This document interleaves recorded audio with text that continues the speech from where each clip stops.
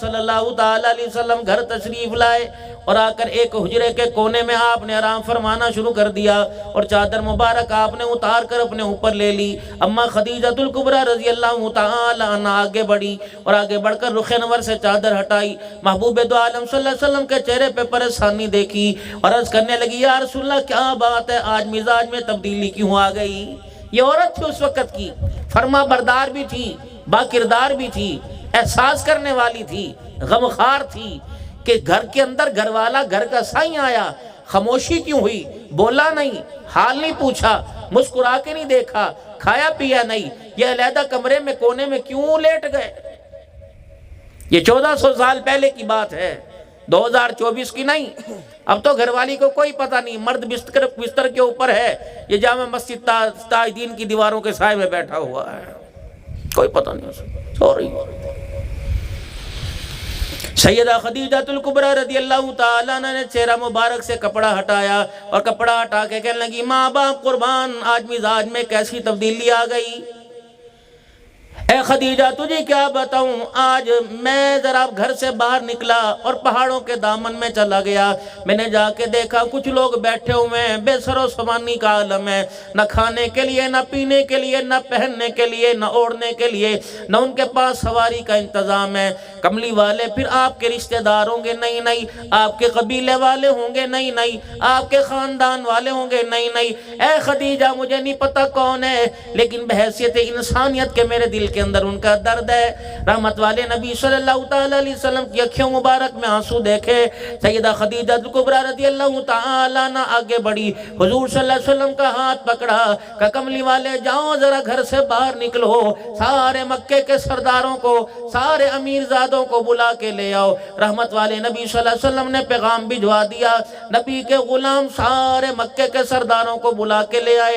اللہ کے پاک نبی صلی اللہ تعالیٰ علیہ وسلم گھر تشریف لائے۔ آپ نے فرمایا گھر کا میں نے منظر بدلا دیکھا، گھر کا میں نے مزاج نقشہ بدلا دیکھا۔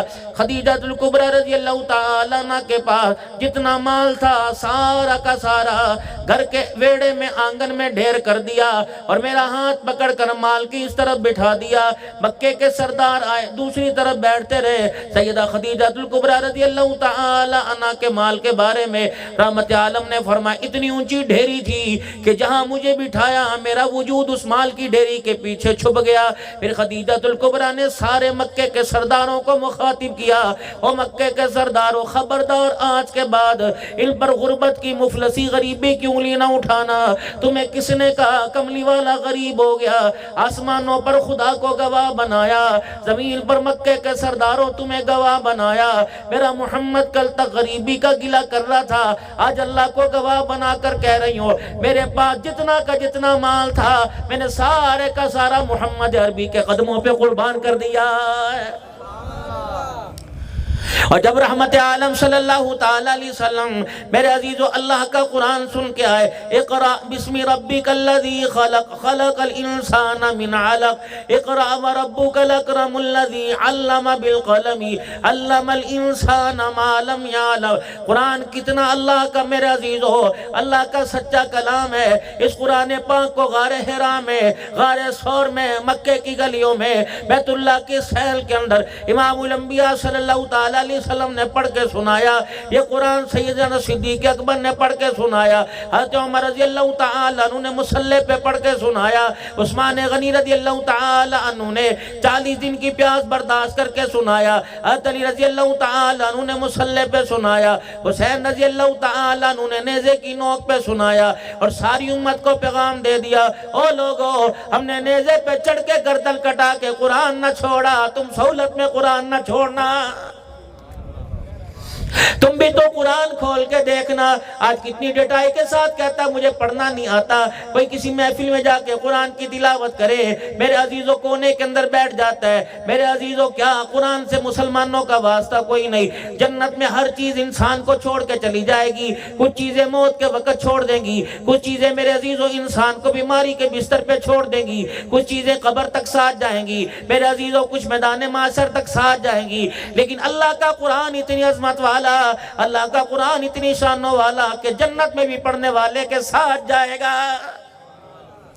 جس دن اولاد سفارش نہ کرے گی، کنبے برادری والے علیحدہ ہو جائیں گے، خاندان والے علیحدہ ہو جائیں گے، کوئی چیز انسان کے کام نہ آئے گی۔ اللہ کا قرآن کہتا ہے یوم یفر المرء من اخیہ وامہ وابیہ وصاحبتہ وبنیہ، جس دن نہ ماں نہ باپ نہ بہن نہ بھائی نہ رشتہ دار نہ سنگتی نہ بیلی نہ ووٹر نہ سپورٹر کوئی ساتھ نہ دے گا، اس وقت خدا کا قرآن خدا کی عدالت میں کھڑا ہو کر اپنے پڑھنے والے کی گواہی دے گا، الہ العالمین میں گواہ، آسمانوں پہ تو گواہ، جو تو اس شہر کے اندر اللہ تیرا قرآن بھی پڑھا جاتا تھا اور راتوں کو 2 بجے تیرا قرآن بھی سنا جاتا تھا۔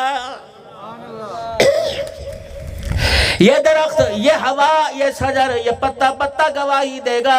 میرے عزیزوں جس زمین پہ بیٹھے ہو، رات کے 2-2:30 بج رہے، میرے عزیزوں کوئی شراب کی محفل نہیں، اللہ نہ کرے کوئی زنا کا اڈا نہیں، کوئی بدکاری نہیں، کوئی تاش جوا نہیں کھیلا جا رہا، بلکہ ان زمین کے ذروں پہ بیٹھ کر خدا کا قرآن سنا جا رہا ہے۔ قیامت کا دن ہوگا، یہ ساری چیزیں سننے والے پڑھنے والے کے حق میں گواہی دینے لگ جائیں گی۔ اس قرآن کو سینے سے لگا لو، اپنی زبانوں سے تلاوت کر لو، اور میرے عزیزوں اپنی زندگی کے اندر بسا لو۔ رب اکبر کی قسم ہے، قبر کے اندر یہ قرآن پاک گواہ بن کر میت کے سرانے کھڑا ہو جائے گا اور کہے گا او فرشتو تم میرے سے سوال و جواب کرو، اسے پریشان نہ کرو، ڈسٹرب نہ کرو، اسے بے آرام نہ کرو۔ فرشتے کہیں گے تو کون ہے؟ کہ تجھے پتہ نہیں میں وہی اللہ کا قرآن ہوں جس کو رات کے اندھیرے میں اللہ کے لیے مصلی پہ کھڑا ہو کے تلاوت کیا کرتا تھا۔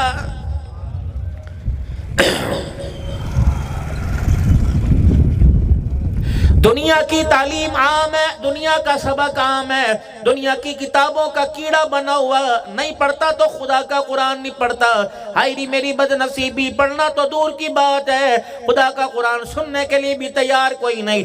رمضان المبارک میں مسجد وہ تلاش کریں گے جو جلدی قرآن سنا دیا جائے۔ میرے عزیزوں آپ حضرات سے عرض کر کے جاؤں گا، آپ کی منت سماجت کر کے جاؤں گا، کم از کم اتنا تو قرآن پاک یاد ہونا چاہیے۔ نماز کے اندر جو صورتیں پڑھ رہے ہیں ان کا ترجمہ تو آئے کہ پڑھنے والا اللہ سے کیا کہہ رہا ہے۔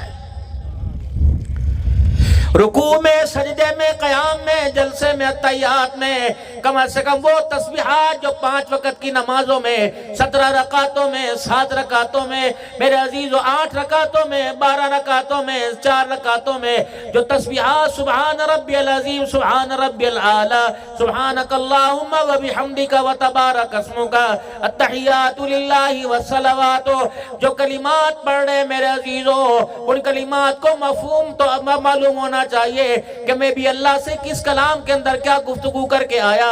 عشاء کے وطروں میں اللہم انا نستعینک و نستغفرک، میرے عزیزو جو دعا پڑھتے ہو اس کا ترجمہ تو اتنا یاد ہونا چاہیے کہ نماز پڑھنے والا جب وطر کا سلام پھیرے اسے پتہ ہو میں نے نماز کے اندر وطروں کی دعا کے اندر کس کس چیز سے اللہ سے وعدہ کیا ہے۔ مولا تیرے آگے دامن پھیلاؤں گا، تیرے سے مانگوں گا، تیرے علاوہ کسی سے نہیں مانگوں گا، نہ شکری نہیں کروں گا، کفر نہیں بکوں گا، اللہ تیری نعمتوں کی نہ شکری نہیں کروں گا، شکر گزار بنوں گا، تیرے سے مدد مانگوں گا۔ یا الہ العالمین یہ وعدہ کرنے والا اسے یہ نہیں پتا کہ میں خدا پاک سے کس انداز میں کون سا وعدہ کر کے آیا۔ پوتوں کو پڑھانے پہ توجہ، دوتوں کو پڑھانے پہ توجہ، اولاد کو پڑھانے پہ توجہ، بچیوں کو پڑھانے پر توجہ۔ اللہ اکبر، دادا بچی سے کہہ رہے مجھے بسم اللہ پڑھ کے سنا دے، اپنے دوستوں سے کہہ رہے علم شریف پڑھ کے سنائے گی، میرا پوت مجھے علم شریف پڑھ کے سنا میں تجھے 100 روپے کا نوٹ دوں گا۔ میرے عزیزو اللہ تو پوتوں سے کہہ رہے مالک کائنات دادے پردادے سے کہہ رہے اگر تو مجھے قرآن اس عمر میں پڑھ کے سنائے گا میں تجھے جنت کے اندر محل عطا فرماؤں گا۔ پوتے کو دادے کی بات سمجھ آ گئی، دادے کو خدا کی بات سمجھ نہیں آ رہی ہے۔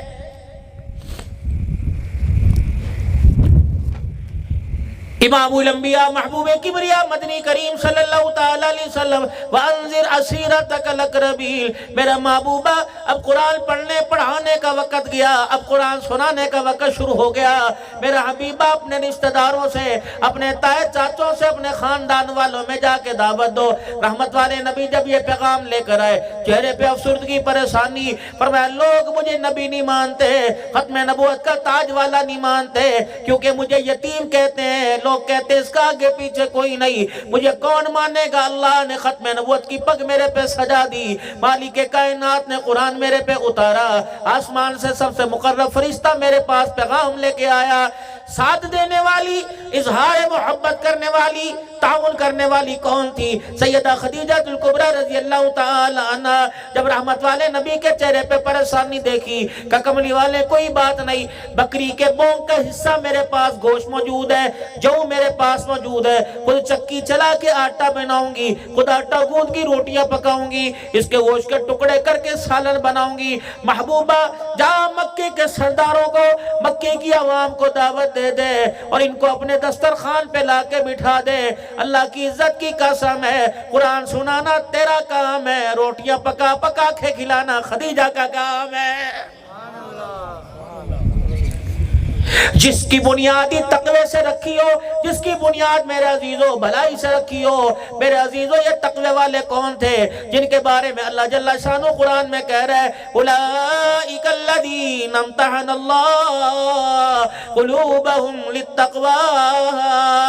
میرے عزیزو اللہ اکبر، کسی نے کسی کو مال سے ناپا پیمانا، کسی نے کسی کو مال سے تولا، کسی نے اولاد سونے چاندی سے تولا، مالک کائنات نے صحابہ اکرام کے ایمان کو تقوی سے تولا۔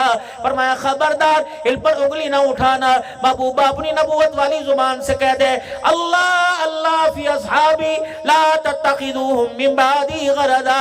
رحمت والے نبی نے ارشاد فرمایا او لوگو، جب تک میں دنیا میں ہوں میں اپنے یاروں کی عزت کا دفاع کروں گا، میرے جانے کے بعد محمد تمہاری منتیں کر رہا ہے، تمہیں خدا کا واسطہ دے رہا ہے، خبردار میرے جانے کے بعد میرے یاروں کے گلے نہ کرنا۔ آج 1400 سال کے بعد میرے عزیزوں، جو کملی والے کے یاروں پر انگلی اٹھاتا ہے اسے پتہ نہیں چلتا اس نے اپنے ایمان اپنے کردار کا بیڑا غرق کر لیا ہے۔ دنیا اسے کلمند کہے گی، دنیا اسے کتابی کیڑا کہے گی، دنیا کہے گی اسے اپنی بات کہنے کا کہ، دنیا کہے گی اسے دلائل کی دنیا میں گفتگو کرنے کا کہ، تیرے دلائل کو، تیری بات کو، تیرے حق کو خدا کا قرآن کہہ رہا ہے الا انہم ہم السفہاء، یہ بے وقوف ہے، خبردار انہیں پتہ نہ چلا محمد تیرے یاروں پر انگلی اٹھا کر انہوں نے اپنے ایمان کو ضائع کر لیا ہے۔ میں تیری تاریخ کو کیا مانوں، میں تیری کتابوں کو کیا مانوں، تیرے دلائل کو کیا مانوں؟ رب اکبر کی قسم ہے، دنیا نے صحابہ کی عزت کو تاریخ کی کتابوں میں دیکھا، اہل سنت والجماعت نے قرآن کے پاروں میں دیکھا ہے۔ ہمارا عقیدہ، ہمارا ایمان ہے محمد عربی صلی اللہ تعالیٰ علیہ وسلم کا ہر صحابی جس نے رحمت والے نبی سے کلمہ پڑھا اور اس ایمان کی حالت میں دنیا سے چلا گیا، مالک کائنات نے اسے جنت کی سند دے دی، مالک کائنات نے اس کے ایمان کو ساری دنیا کی مثال بنا دیا۔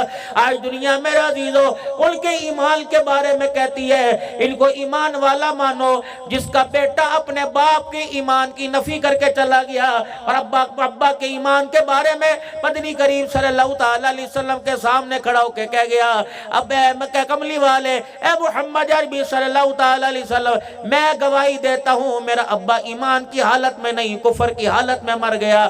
خبردار ان کے ایمان کو منواتا ہے، جس کے ایمان کے بیٹا اقرار نہیں کرتا اس کے ایمان کا کیوں انکار کرتا ہے؟ جس کے ایمان کے بارے میں خود فرمایا اے ابو قحافہ کے بیٹے ابو بکر، ساری دنیا کا ایمان ایک پلڑے میں رکھ دیا جائے، دوسرے پلڑے میں ابو بکر کا ایمان رکھ دیا جائے، ساری دنیا کے ایمان والوں کا پلڑا ہلکا ہو جائے گا، ابو بکر کے ایمان والا پلڑا بھاری ہو جائے گا۔ میں نے صحابہ کرام کے ایمان کو اپنی عقل سے، اپنے دماغ سے، اپنے دلائل سے، اپنی تحریر سے، اپنی تصنیف سے، اپنے تبصرے سے نہیں مانا، بلکہ میں نے صحابہ اکرام کو قرآن کے پاروں میں مانا ہے، جن کے ایمان کی گواہی کملی والا دے کے جا رہا ہے۔ فرمایا وَإِذَا قِيلَ لَهُمْ آمِنُوا كَمَا آمَنَ النَّاسِ، ایسا ایمان لاؤ جیسے یہ ایمان لے کے آئے۔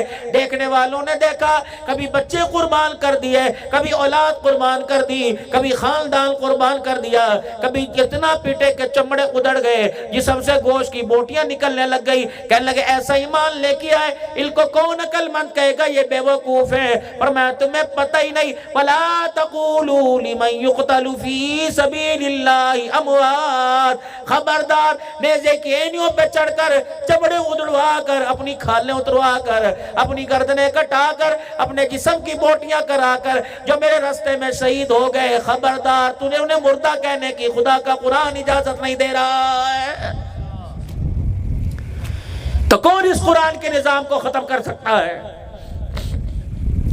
آج مدینہ شریف میں چلے جاؤ، محمد عربی صلی اللہ علیہ وسلم کے روزہ انور کے سائے میں چلے جاؤ، آج بھی صفہ کے چبوترا گواہ ہے، یا میرے عزیز و وزیر اعظم نہیں بیٹھا کرتا تھا، یا پریزیڈنٹ نہیں بیٹھا کرتا تھا، ایک قاری قرآن تھا، دوسرے قرآن پڑھنے والے صغیر تھے، ان کے کھانے پینے کا نظام اللہ کرتا تھا۔